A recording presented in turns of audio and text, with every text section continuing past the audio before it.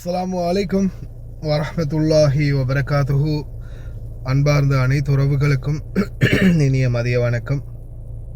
என்ன திடீர்னு Saudi Arabia எப்படி ஒரு முடிவு அறிவிச்சிட்டாங்க அப்படின்னு பலருக்கும் ஏமாற்றமாக இருந்தாலும் இது ஒரு பக்கம் நல்ல முடிவு தான். அப்போ தான் குவைத் கொஞ்சம் வேகமாக அவங்களுடைய ஏர்போர்ட்டை திறக்கிறதுக்கான ஒரு தீர்மானத்தை எடுப்பாங்க அப்படின்றது குறிப்பிடத்தக்கது.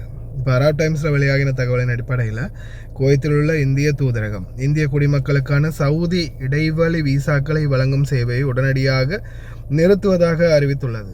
இதற்கு முன்னர் இந்த சேவை தூதரகத்தின் மூலமாக வழங்கப்பட்டு வந்தது. கடந்த ஏப்ரல் 15, 2026 அன்று வெளியிட்ட ஒரு அறிவுறுத்தலின்படி சவுதி அரேபிய இராச்சியத்தில் வரவிருக்கும் ஹஜ் பருவம் காரணமாக இந்த தடை அமலுக்கு வருகிறது.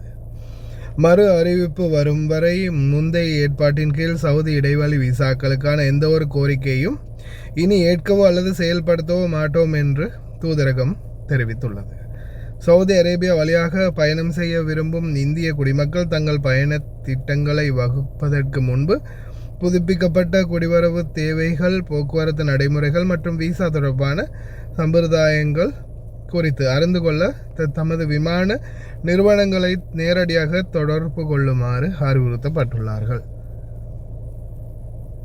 எனவே சவுதி அரேபியாவுடாக போகிறது சாத்தியமில்லை அப்படின்றத கன்ஃபார்ம் பண்ணிட்டாங்க. உங்களுக்கே தெரியும், ஹஜ் சீசன் வருது. ஹஜ் சீசன் வரதால் நிறைய பேர் இந்த விசிட் விசாவில், டிரான்சிட் விசாவில் அப்படின்னு உள்ளே வந்து இல்லீகலாக ஹஜ் செய்கிறதுக்கான முயற்சிகளில் ஈடுபடுவாங்க. அது மட்டும் இல்லாமல் இல்லீகலாக ஹஜ் செய்கிறதுக்கோ அல்லது சட்டவிரோதமாக உள்ள நுழைந்தாலோ சவுதி அரேபியா பெனால்டிஸ் 1,00,000 ரியால் ஹஜ் பெர்மிட் இல்லாமல் ஹஜ் செய்து பிடிபட்டால் 1,00,000 ரியால் அபராதம் விதிக்கப்படும் அப்படின்னு தெரிவிச்சிருக்கிறாங்க. பார்க்கலாம், இது ஒரு நல்ல விடயம்தான். அப்போ தான் குவைத் ஏர்போர்ட்டை சீக்கிரமாக திறப்பாங்க. அதே மாதிரி நான் கடந்த நாட்கள்லையும் உங்களுக்கு வீடியோன்னு போட்டிருந்தேன். அதை நீங்கள் பார்க்கலைன்னா இப்போவும் பாருங்கள். இல்லீகலாக ஹஜ் செய்ய நுழைகிற பலரும் தொடர்ந்தும் கைது செய்யப்படுறாங்க. அதே மாதிரி சோதனைகளும் ரெட் அலர்ட் அப்படின்னு சொல்லலாம். அந்த அளவு அதிகமான சோதனை சாவடிகளில், சுங்க போர்டர்களில் வந்து அதிகமான சோதனைகள் முன்னெடுக்கப்பட்டு வருது.